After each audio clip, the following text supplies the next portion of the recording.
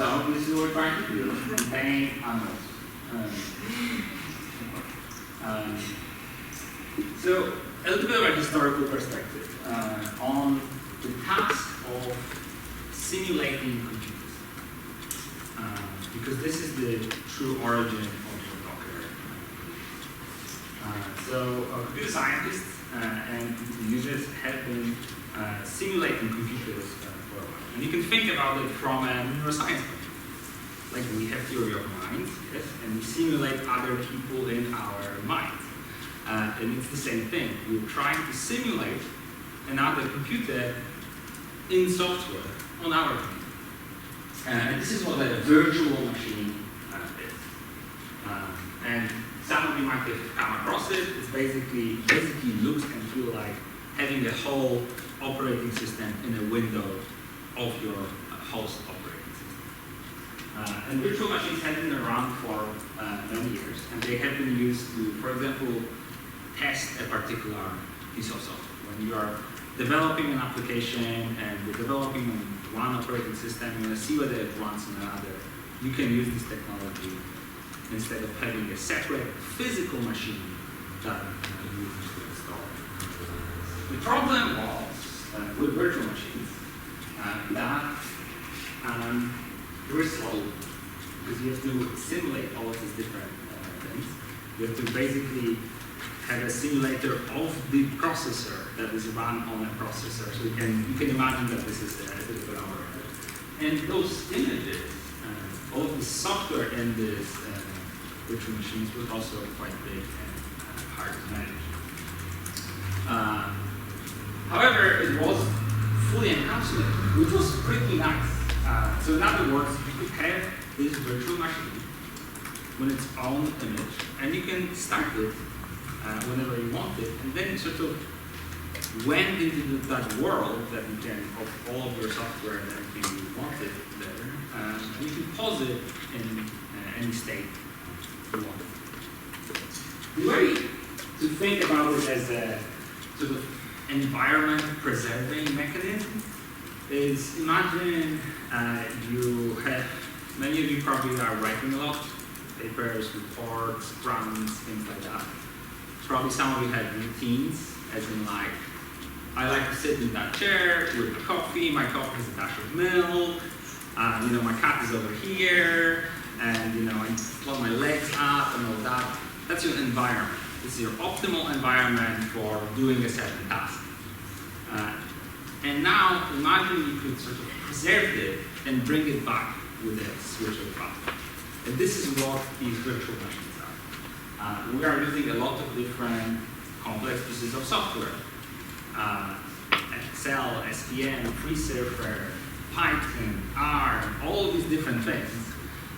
And it takes a lot of time to set up your environment, to install these different pieces of software and use them. And these technologies, including virtual machines, are trying to encapsulate all of them. So you can have that environment and bring it with you wherever you want. You can also freeze it for a particular project, which is extremely useful. So going back to the historical perspective, virtual machines did not really pick up that much. They were not used that widely. We used them a little bit for workshops. For example, we did this workshop in Beijing with Ross, and we wanted everyone to have a particular set of software there, so we wanted them to be very practical and do stuff straight away without spending half a day to install all of this for every single lab. So what we did, we brought an image of a virtual machine, and they run this computer in a computer on every lab. And then everyone just used that image.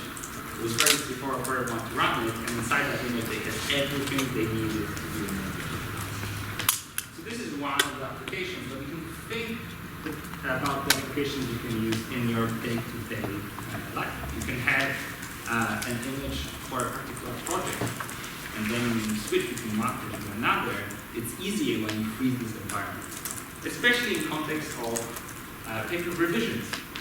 Yes, you finish the project, you do the analysis, and this is the environment with all of the packages, all of the dependencies, all of the variables, and all of that stuff You can freeze it, put it away, start doing another project, wait for 6 months for reviewers to tell you what they think about your work and what extra analysis needs to be done. In the meantime, you do a different project with different dependencies, update this, update that. But now you have this original environment frozen. So you can bring it back and jump back in time to that place and easily change whatever you need to make it work. Cool.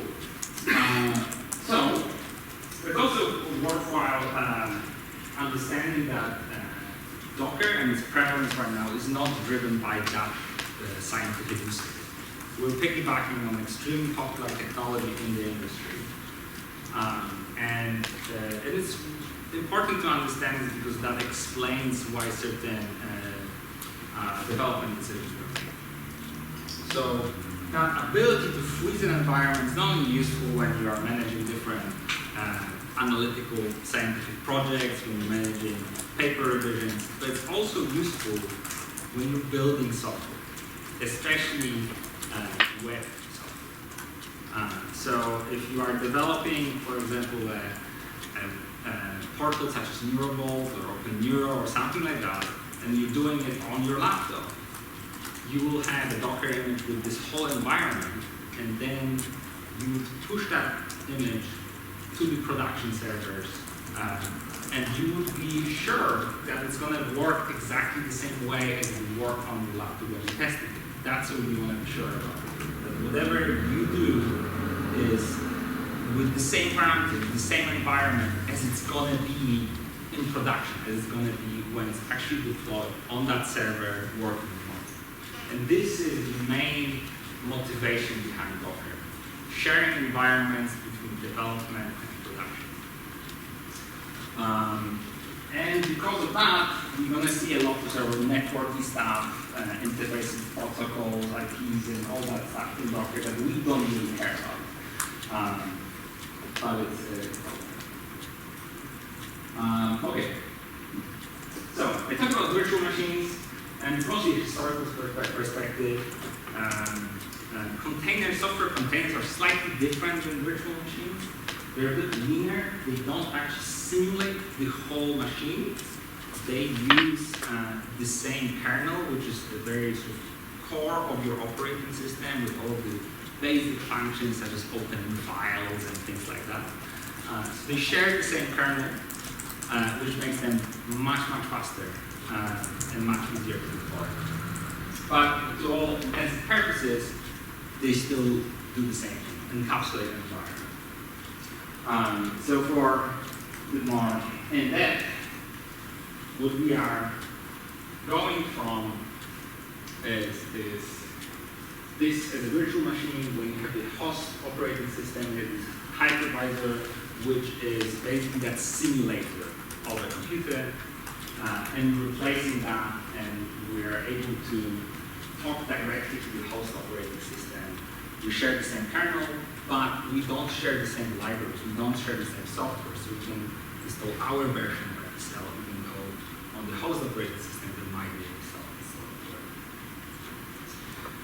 installed. Okay, so these are the technical details. They help understand how certain things are. But what I really want you to get out of this is how it practically works. So in other words, what you can do with it. And that will allow you to decide what you want to incorporate in your work. So we're going to skip this. And this is what I really talked about in terms of why do we care, why is this useful for us. Let me just quickly reiterate this. It's great for capturing and sharing complex environments. And almost all environments in your industry are complex because of this weird, obscure software dynamics. So in other words, you can think about it as a virtual end on steroids. Anyone know virtual end? So it's basically like a Python thing that lists all the versions of packages that you install. It works for Python. But if you mix Python with R or Python with FSL or Python with SPM, it doesn't work anymore. this encapsulates everything. It's good for maintaining software stack. So it's saying software stack. Software stack is a fancy word for like all the programs I've installed. During a longitudinal study or between machines. And between machines might be quite useful in many situations. So let me ask you a question. How many of you have access to shared computing with a cluster, HPC? Yes. So that is where you will be moving an environment between machines. You can be testing and developing on your laptop, prototyping on your laptop. And then what you want to do, you just want to take a snapshot of that environment, push it to your cluster, and be certain that it's going to be exactly the same. So no, errors because you forgot to declare a variable, or you forgot to install this, or a version on your cluster was different, a version on your laptop. None of that stuff will ever happen. And that's the appeal of this technology. And that reproducibility is also something that you can do with software containers. And this very sort of basic understanding that if I give someone a container with all of the software and all of the scripts, the whole environment that was used for me to generate this result, it will be easy for me to do this. All right. So far, so good. All right. So, this is just a reminder that we live in a messy world. Those are the used to be. I think they're updated now. This used to be the requirements for running HCP pipelines or Human Product Pipeline.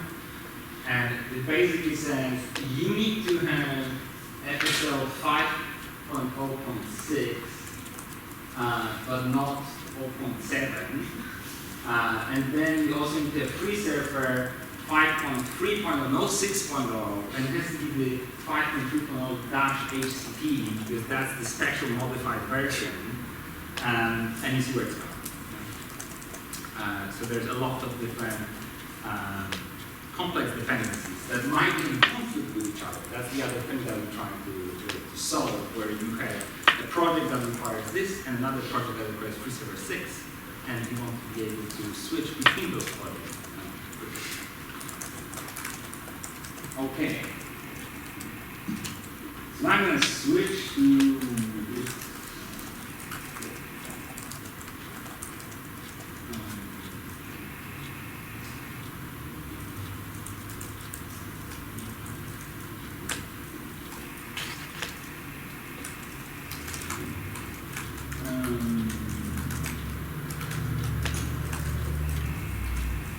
Let me just go through my.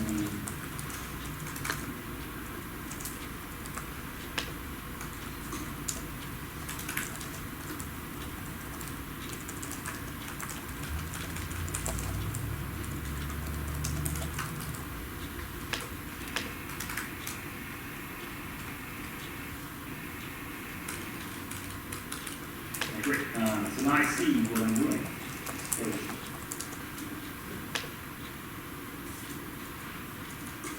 All right. So you all, most of you installed, so you installed software. And now what you're going to do is you're going to pull an image. So an image is a frozen environment. It's basically an operating system with all the libraries and whoever built that image installed on top of it. So we want to pull a container, so an image that is called bits base FSL. So you've got configs. And you guys read this. Come back to make it bigger. Do not reading or make it bigger. It's like a make it bigger. Make it bigger. All right. Okay.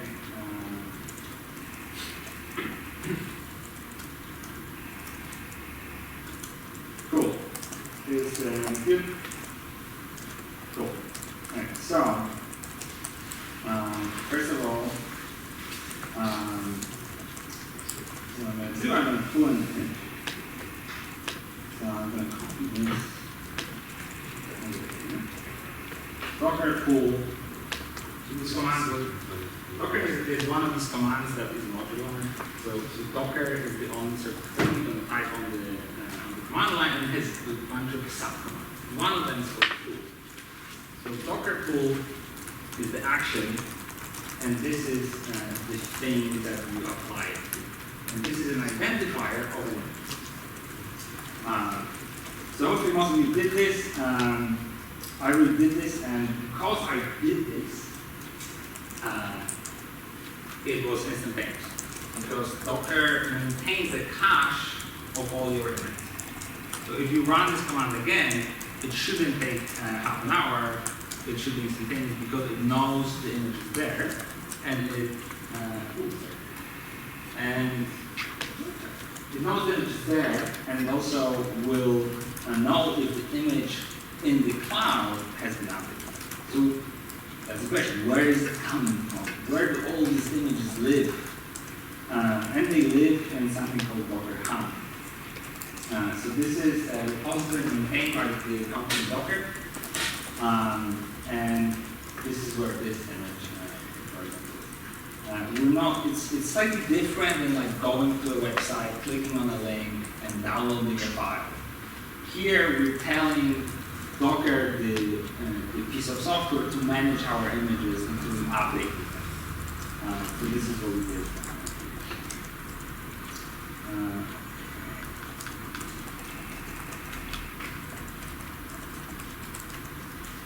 So far, so good.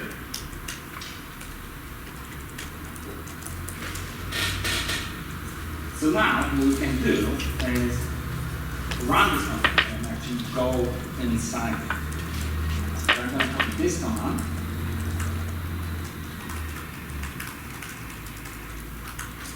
And let me explain it for the explain like that. Docker is the main thing. The action, we're running this image. Those are a couple of options that enable us to do the interactive console. And this is part of this heritage from the deployment of software in the industry, so don't worry about this. The RM means that after we finish running it, something will happen, and that will be the exercise to figure out what happens.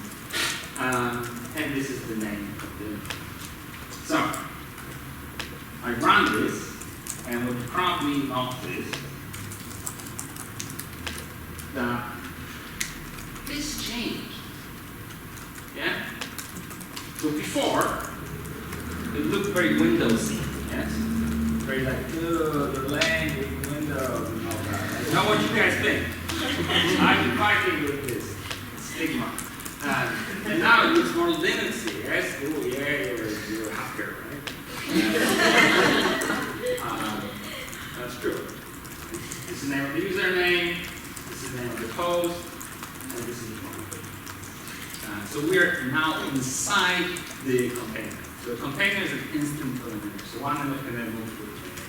We're inside it, and now we can do Linuxy stuff.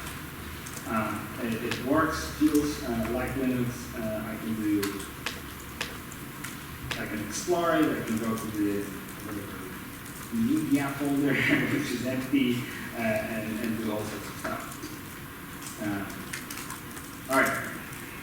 So I have a bunch of short exercises for you here. These questions here. So go inside the container and try to answer these questions. You can spend like literally a few minutes on this, and then I'll ask you what is discovery.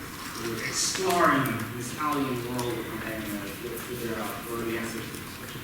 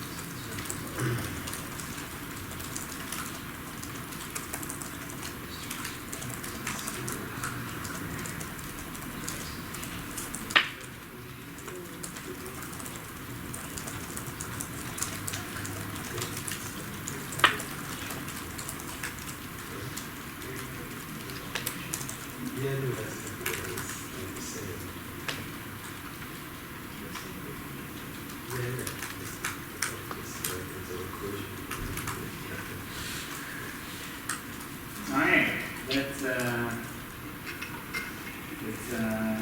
give it a shot. What user are you inside the container? Is it the same user as on your host computer? Anyone? Hi.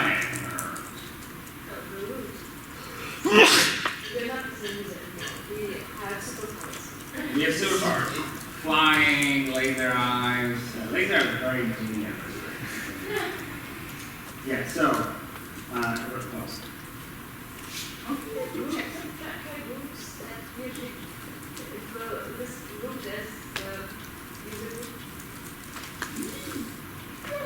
Okay, well, we are root inside the container, and we are something else outside. And will be just fine. All right. So, can you run FSL tools such as that inside the container? Anywhere? No? Think so? Yes. Think so? Yes. Right, yes, because I can do that. Cool. And if I'm outside the container, back and tells me something over in Windows. Right. Can you access files from your host? So here the answer is not quite, not with this setup. The files inside the container, they're foreign, I cannot find my own file, I cannot find my documents. Very, very clear to find out. All right. Create some files inside the container, get outside of the container, run the container again. Are the files still there? No, they're gone. They're gone. So feel upset. It's like, I had something, I lost it, yeah. So that's true. And this is because we're running this container with --rm, which means that contains an ephemeral. Can't work for like it disappears after we get up. But we actually don't want to preserve things in this container. We want to be able to access things outside of the container, and that's what we're going to store. Okay. Is there a data folder inside the container? Is there a data folder? No data folder. All right. Thanks. So now we're going to learn how to access local files. So we have environment. In my particular case, it has FSL in it, but that's great. But I don't have any use of FSL if I cannot access files on my host computer, right? It's just software without access to data. That's sort of pointless. So we have to figure out how to access data. So what we're going to do, we're going to take any nifty files. Could be one from your collection. If you don't have one on hand, you can go to Neural and pick one and download it to a folder. I download it to a folder on my hard drive, and where am I again? Yeah. So here I downloaded a bunch of files, and I put them here in this folder. So far, so good. And what we're going to do now, we're going to run the container again, but this time with a new command line switch. And this is going to be different for each of you. So what is alt here? Well, I forgot to do Docker thing. Sorry. Yeah. What is alt here is docker run -ti --rm. That's old. This thing is also old. This is the name of the image. What is new is this bit. And this bit means that I want to map a host folder, this host folder, to a folder inside my container of that name. So that path might look a little bit weird for you because it's a Windows path. But it might be something like users/me/something like that for a Mac. Yeah. Or something like that. So once again, it's because I see sort of like a little bit of confusion. -v stands for volume. So we are mapping volumes. We are mapping a folder on the local host computer to a folder inside the container. And there is a caveat as well, which we might run into. But let me show you how it works when it works. So,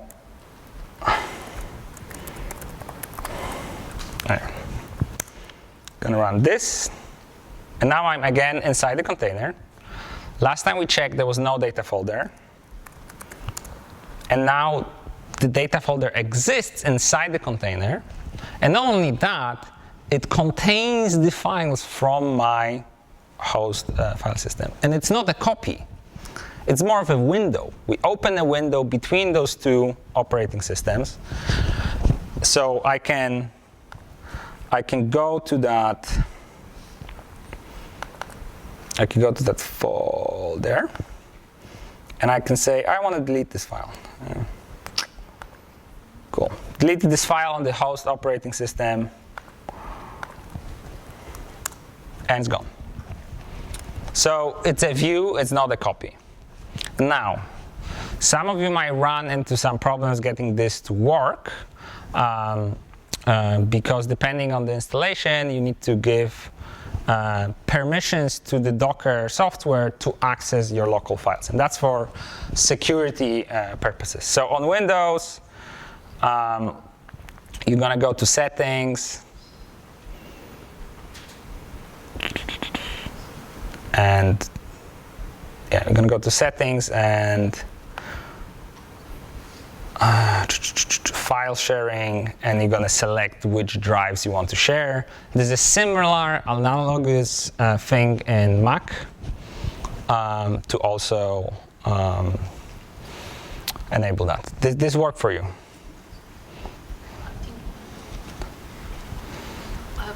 I understood that answer. All right, so are you able to access files from your local hard drive? Some nodding here. There's some thumbs up here. If you don't, tell me. We can fix it. All right. So far, some good. Yep. So I have the map on my Docker image, but not the Nifty file. What do you mean? So on my local machine, I store the Nifty file somewhere in a map, in a folder. Yeah. And then I map it to the Docker container, Mm-hmm. but I can only see the folder structure and not the image. All right, let me have a look.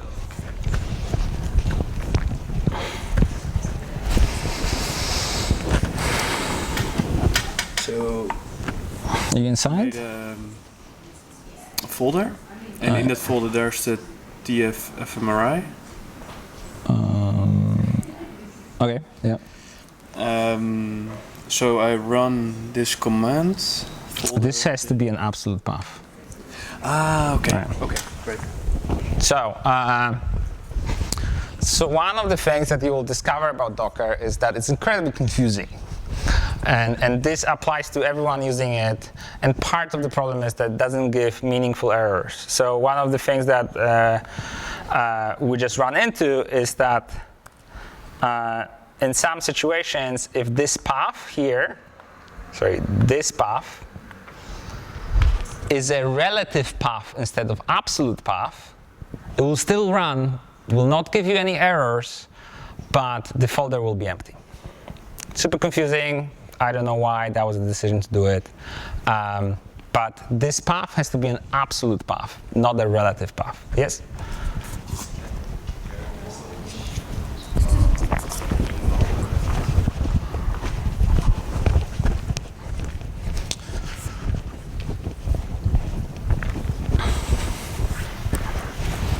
Is this the virtual machine one? No, so I haven't. So it does run on Windows, and I have managed to open Docker and to run FSL commands. But now I created this folder, right? And inside it I have the file from NeuroVault, and I'm running from this.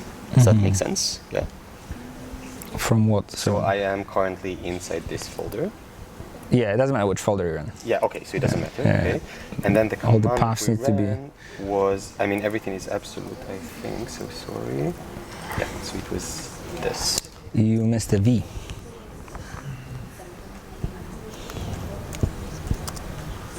What does the V mean? Volume. Awesome. Yeah. See, and now it recognizes that you want to share a drive. It asks And then you. I have to give it permissions. Yeah, and I gave it for you, sorry. Yeah. That is great. And that's hopefully will work, maybe, possibly. So just about the syntax here. So what does this part mean? This part is the name of the folder inside the container that's going to be mapped to. I see. Right. Okay. I don't know why this takes so long, but hopefully we'll get there. Yeah. Cool. Yes. I don't know. Sorry. Yep. So I did this, but then my data folder is empty. Hey, your data folder is empty. Yeah, and so this is the. All right. Cool. So go to settings, like the right click on the whale thing, yeah, and go to preferences. And now file sharing. Users, that should not be the case. This is very, very weird.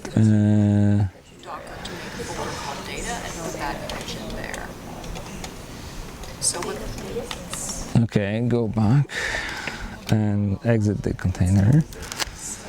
And now do ls on that, the full path. Oh.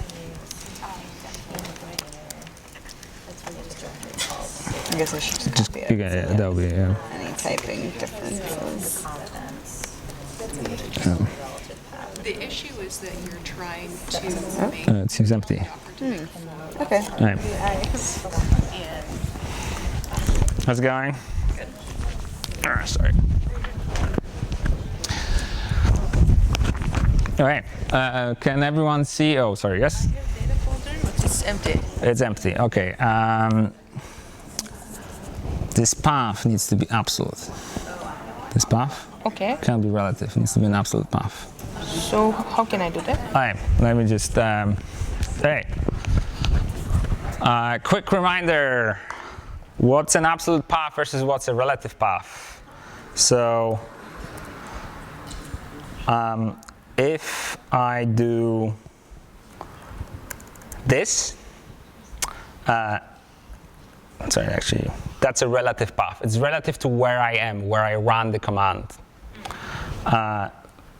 And those paths in this command has to be absolute. So they have to have, if you're using a Mac, they have to be something like, they have to start with a slash. So something like that, like this, instead of this. If you're using Windows or something like this, they need to start with a letter of your drive. Something like that. And if it's a relative path, it would silently fail, which sucks. I really apologize about that, but that's how it works. Sorry? No permission denied. Okay. That's right. Users me. No, it has to be the correct path. Oh, do my username. Yes. So, Okay. Sorry. Okay. So yeah. Okay. I'll try Yeah. that one. Yeah. Okay. All right. Try that one. Anyone else experiencing an empty folder? All right. Let's. I'm just gonna go diagonally. All right. So that's the absolute path. Oh. And so it should just be.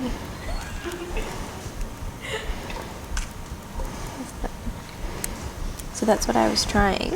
Uh huh. And it's just empty. And it's empty. Okay, let me have a look. Make it brighter so you can see. And okay, yeah, it's empty. Oops. Okay. Let me just double check if this is. Oh, sorry, if it is actually. So driving on the wrong side of the road using other people's computers. It really is. Okay. But it's empty. Yes. Is it? So you probably mapped it correctly, but it's empty, so you wouldn't know. You know what I mean? No, I'm confused. So Isn't it supposed to, when I map it, it's supposed to put something in there? No, it's like a window, but it's like a window to another place, but the place you open the window to is actually empty. Okay. So let's create a file in it. Let's call it test, yeah? So when you're doing this part, that's not saying put something in that folder? No, it's just like a mapping thing, yeah. Okay. So now I've put a thing there. Run again. And the file is there. Oh, okay. All right, cool. Thank you. Let me just, So it worked with the absolute yeah. for that, but I now have to actually specify the nifty, and then it works. But can I just do it up till here and then recursively have all the? You're mapping a folder. You're not mapping files. Yeah. So this doesn't work? No, the previous one worked.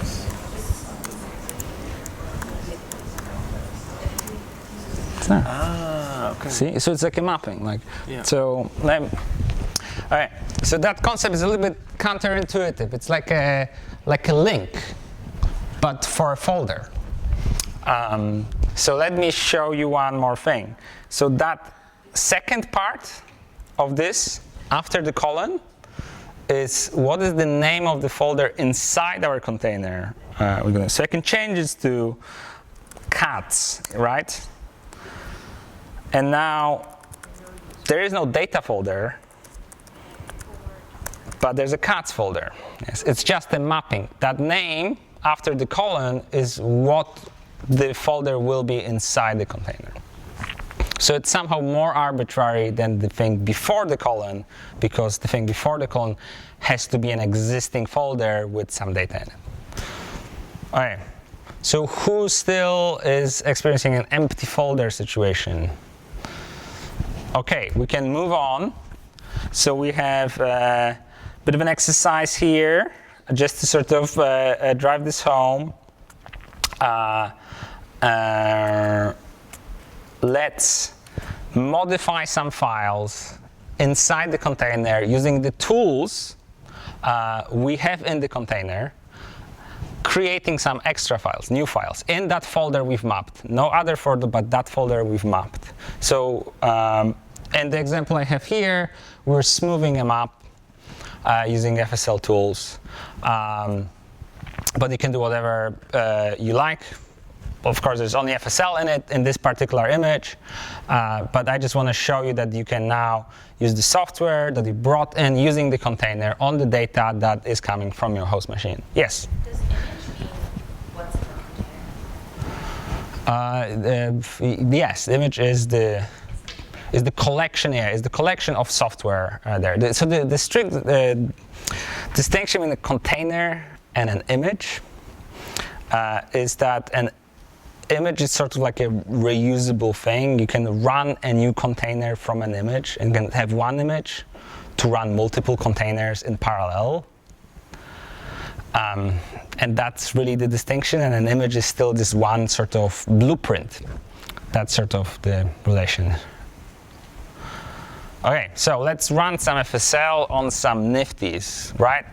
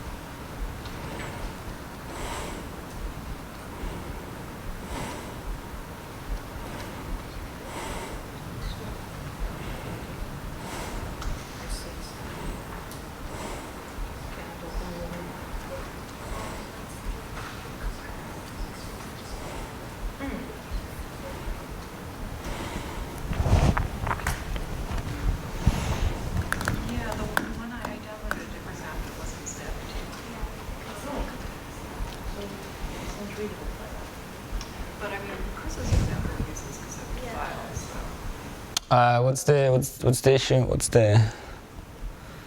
Cannot open well. Does it exist? Can you ls it? Maybe there's a typo in the path.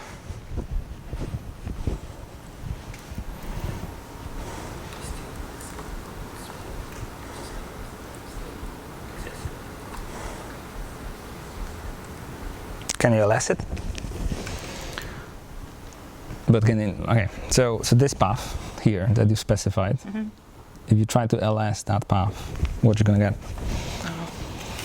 How can I do that? I don't know. So you type ls and you copy that path. Okay.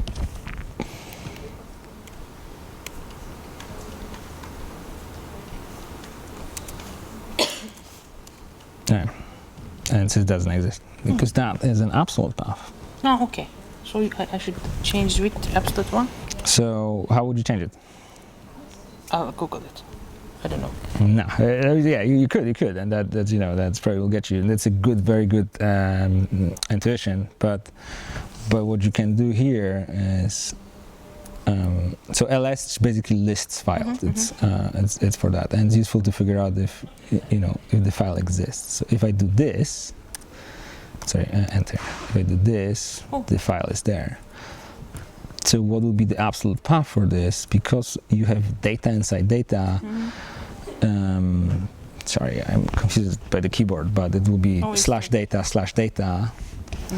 Slash like this one? /data. /data. /data. Okay. And this should also work. Okay, like this. No such word. You deleted T accidentally over here. Okay.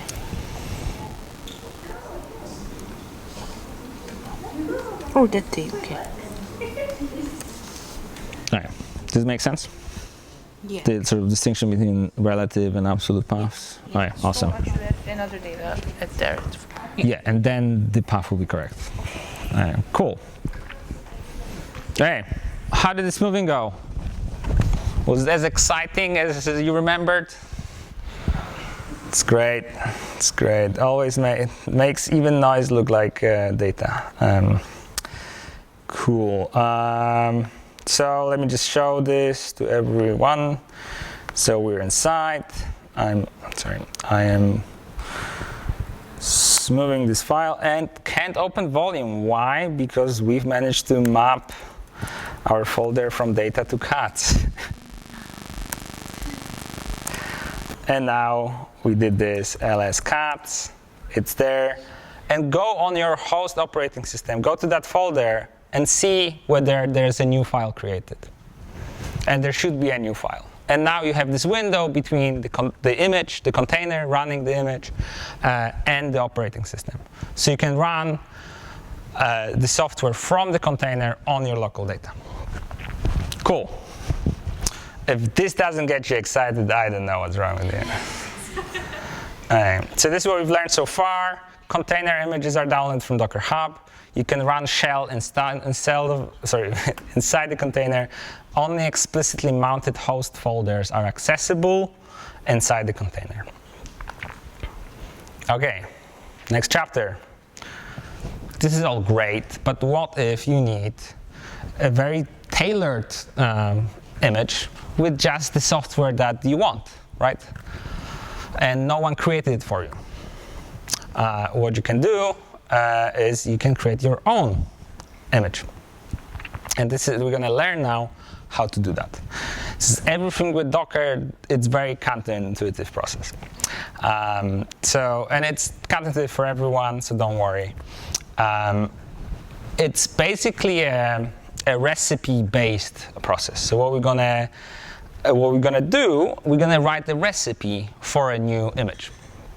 The good thing about Docker is that it supports building on top of other images very well.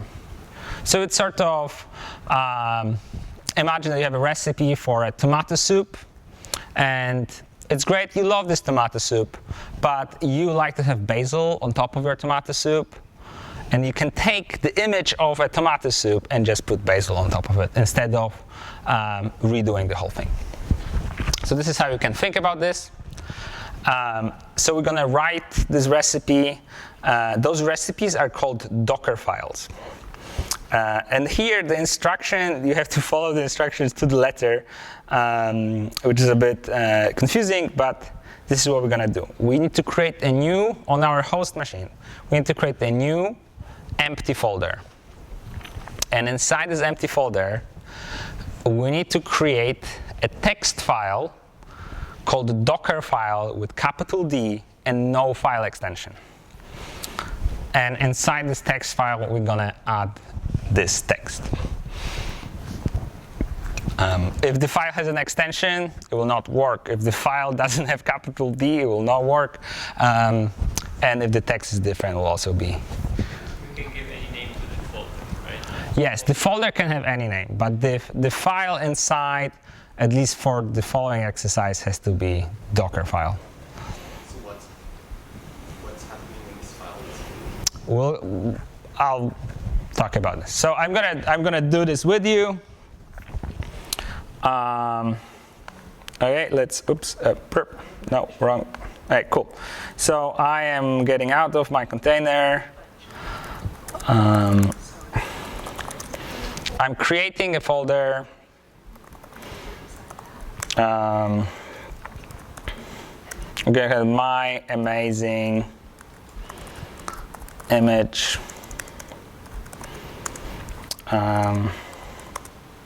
Hey, I'm inside the folder, it's empty. I'm going to use a text editor called Visual Studio Code. You can use any other editor, it's just editing text. It's called, we call it Docker file. And this opens an editor, and I have an empty file. I'm going to take this text, and I'm going to copy it inside here. Cool. I'm going to save it. I'm going to go back, copy this command, and run it inside here, inside that folder where the file is. And that's quite important. Okay, so, and that will do stuff on your machines that will take more time than this because I've done it before. So let me explain what is going on here. So the recipe itself, let me just make it bigger.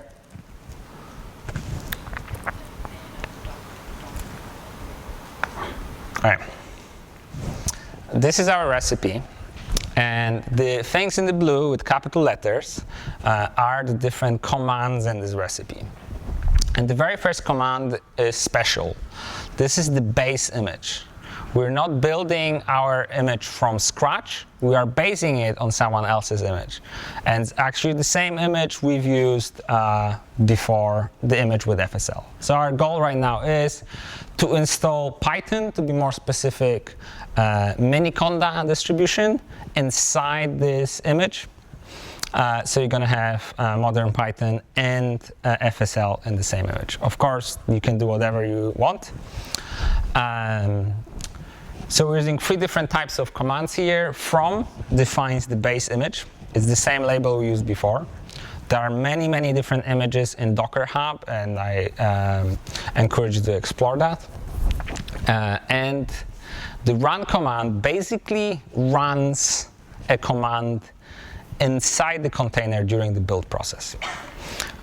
So the syntax after the word run is specific to the particular image, to the particular distribution you're using. In this particular case, the base distribution is a Linux Ubuntu one.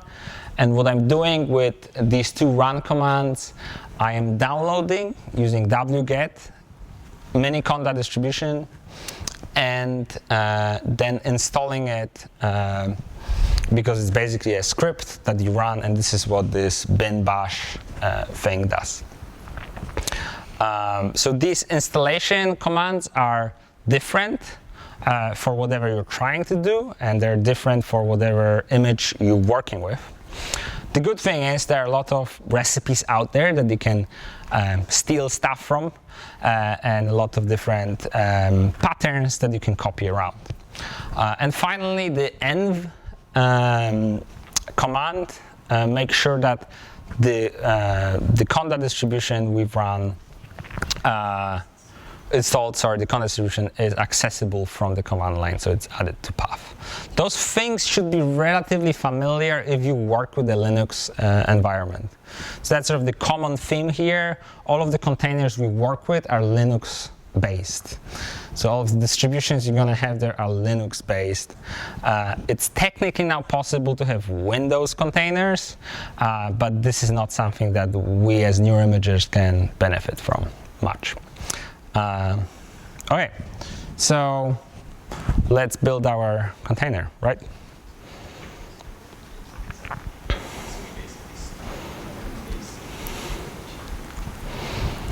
If you run into any problems, let me know.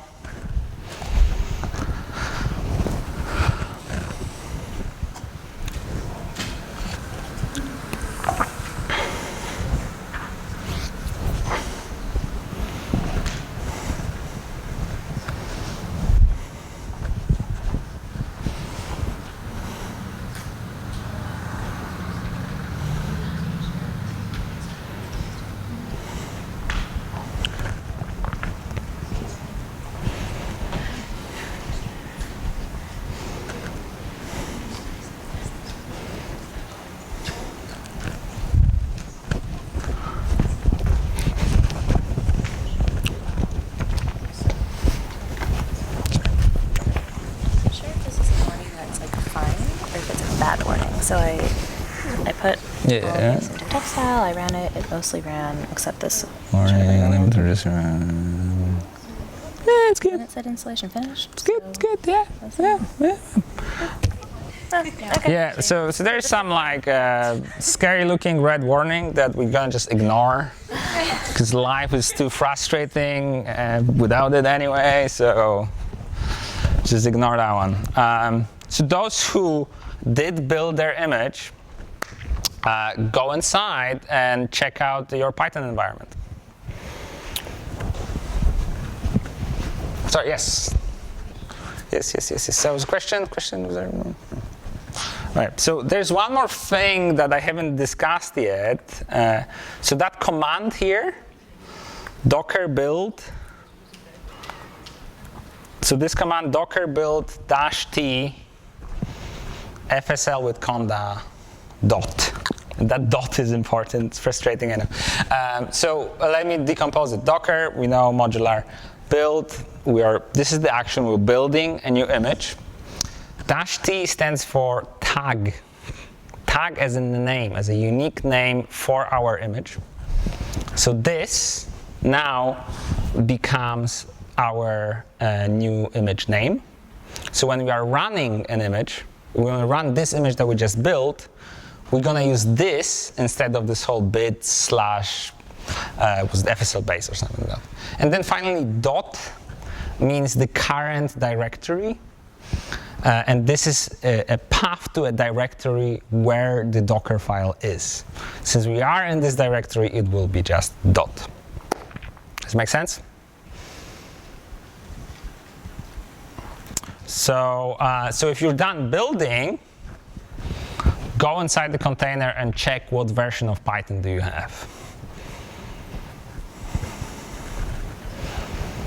And then get out and run the bit slash FSL base one and check what version of Python you had there. And it should be a different version.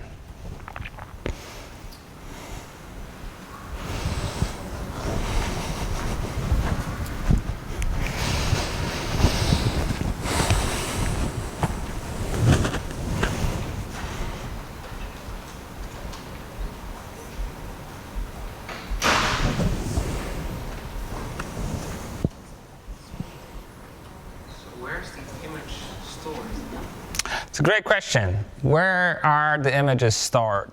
So Docker manages all of the images in like a central repository. And this has some advantages because it doesn't store every image separately. It stores them in form of layers, which saves space because it's reusing layers across images. And it does it all internally, which means that it's a little bit harder to control. And every so often you will run out of space and you'll go in and like start deleting old images. Yeah.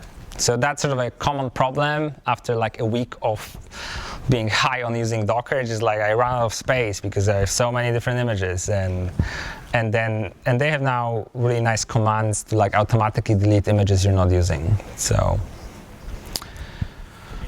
cool. Okay, so let's, in the interest of time, I'm gonna drive a little bit now. So, all right, we can run this container, this image, sorry. Hey, when I type Python, which version will I get? Oh. 3.7.3. Cutting edge, living in the future, all the good stuff. And now if I do, was it the bids? Was it this one? So base or base FSL, I never remember. Oh, no, go away. Base FSL, yes. Who came up with these names? Wait, what? Base FSL.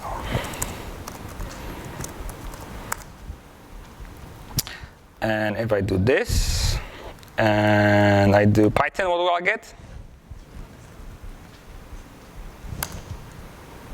2.7. So I've created a new image which has a different version of Python. And that's just one example, but you can do other stuff. So I can go into this Docker file and I can do something like this. Conda install NumPy. As I can install a package, a specific Python package,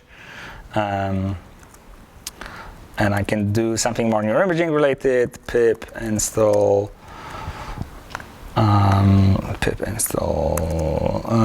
nibabel, and I can go back. Oh wait, no.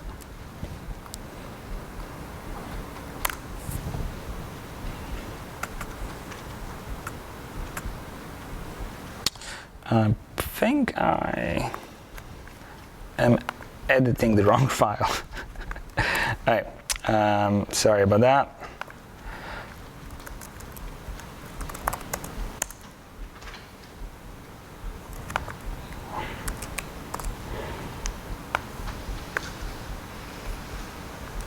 Okay, now it's the right file. Build it, and what you probably noticed is that Docker didn't re-download all of this. The previous lines in our recipe were cached. So when we build this image again, we don't have to do them again. They will be redone or re-executed only if we change something about them. So this is basically how you can build your own images. There are tools that help with this process. For example, there's a tool called NeuroDocker, which builds automatically recipes according to your specifications. So you can say, I want ants, and I want FSL on FreeSurfer, and it will give you the recipe for this particular image. And that's pretty helpful. But it's good to know how to do it yourself, because that's the ultimate flexibility. Okay. So I'll let it run in the background. Hey, we've learned about Docker files. We know how to build Docker files. We know how to edit them and rebuild stuff. Any questions about building? Yes? So if you're working with multiple Docker images, is there a way on your computer to see what you have already? Excellent question. If we have multiple images, how can we list all of them? Well, this is one of those unique cases where Docker actually has something intuitive. So if I type Docker images it lists all of the images that I have locally. And what you're gonna see here is images without a name. So where under repository it says none, that is an image without a name. And how did that happen? If I build an image, then change the recipe, and build an image with the same name, the previous image, the previous version of it, is not deleted. It just loses its name. And those are those nameless images over there. I can still refer to them by their unique and very appealing hash over here, but they are preserved there. And this is usually the reason why people run out of space, because you rebuild images and they take up new space. But to clean all of that, I can do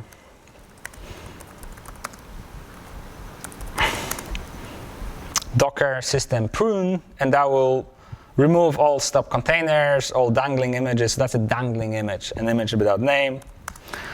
And this will free up a bunch of space. It will not delete any image that actually has a name, so you're safe in that regards. And I just freed 2 gigs. I do this, and there are no images without names anymore. All right, any other questions? Yes?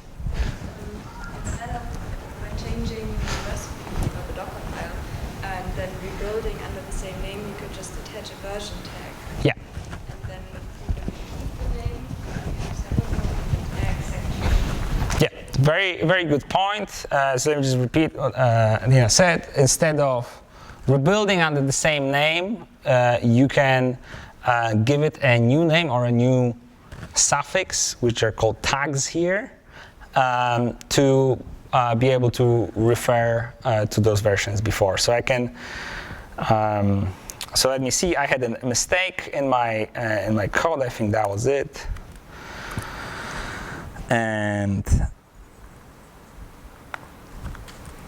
And I can do this, and after this colon, I can say v 2.000. Actually, you should do this like this, and that thing after the colon is the tag, and those will be different versions. And now it will redo its thing. All right. Any other questions, suggestions? Yes? So is there a way to see what's in each of those Docker images easily? Not quite. Not quite. Because each of these images includes all of the libraries and all of the different dependencies, including dependencies of dependencies and their dependencies. We're talking about thousands of files. So it's a little bit of a difficult task to sum up all this information in some digestible way. So I don't know of a good solution of. So it's sort of like up to you to give names to your containers in a way that is easier. Okay. So we have a few minutes left. I want to show you one more thing, which is pushing containers to Docker Hub. So we have our containers. They're stored on our machine. That machine is lost. All of our images are lost as well. And it's also harder to share those images with other people. It's harder to have a repository where everyone in the lab is using the same container for certain project and stuff like that. Luckily, there is this repository where they used it. We've pulled, in the very beginning, we've pulled an image from Docker Hub. That was our base image. And guess what? Anyone can put their images there for free. They're all public, but there is no limit on how many images, how big they are, which is great. And to do this, it's very simple. You basically do Docker login. And this will prompt you for your username and password. And those are the same that you used when you downloaded Docker. If you haven't registered, you can go to hub.docker.com and register for a new account. I already logged in, so it didn't ask me for my username and password. And that's why this went so quickly. And now, there's one quirk. I need to rename my image. I need to give it an alternative name. And that alternative name needs to have the following composition: my username / the actual name of the container. And since everyone's username will be different, this command will look differently for you as well. So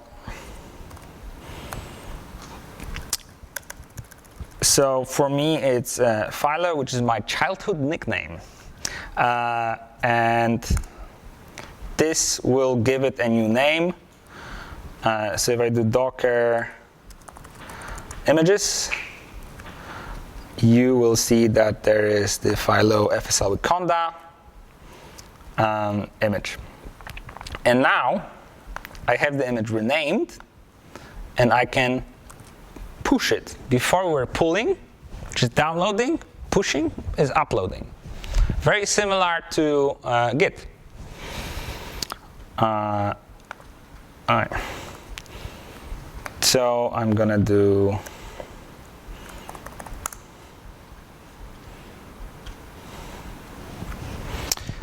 and you probably noticed this layer already exists. And this is the sort of Docker smarts in the background. So for example, if you're pushing an image that is based on an image that's already in Docker Hub, that layer, that part of the recipe that you've reused, will not be re-uploaded. It will be just taken from the repository that is already in the cloud. So that's why it will take less time. But I have some new stuff here, and that new stuff is being uploaded to the cloud. And then you can pull those images both in here as well as on your cluster. I'm going to do this very, very quickly because I don't have much time, but I just want to show you that this is relatively straightforward. If you are using a cluster or an HPC, high-performance computer, or grid system, and that system is using something called Singularity, which is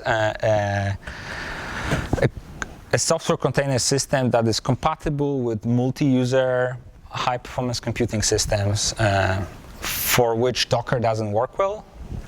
This allows you to use the same images and run them with your cluster. So for this, I'm gonna go to another shell. This is the Sherlock, which is the Stanford Supercomputing Center cluster. Anyone watches Silicon Valley? The TV series, HBO TV series? Yes, yes, yes. Sherlock, there was an episode when they're like, they destroyed something and they had to plug it in back into Sherlock. Okay, watch it again. Anyway, so I'm now in a high-performance computing environment. For some of you, this might be somehow familiar. I logged into a development node, and now what I can do here, I can run Singularity, and Singularity is fairly similar to Docker. And the most important thing to remember is that you can use the same images. So what I'm gonna do is I'm gonna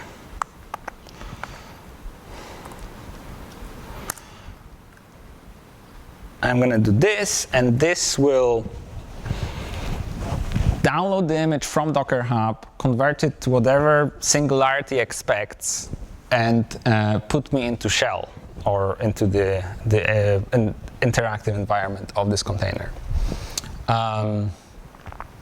There's a bunch of code going on here, and there was a lot of engineering done by the team of Singularity to make this all work. The bottom line is that you can now develop on whatever operating system you work most comfortably with Mac or Windows, and you can have all of these environments managed, stored in Docker Hub, and you can run them reproducibly both on the cluster as well as on your own laptop. And I believe this is it. We are out of time. There's probably some coffee out there, quite likely. I'll be around today and tomorrow if you have any follow-up questions or something needs to be fixed. And yeah, thank you so much for your attention.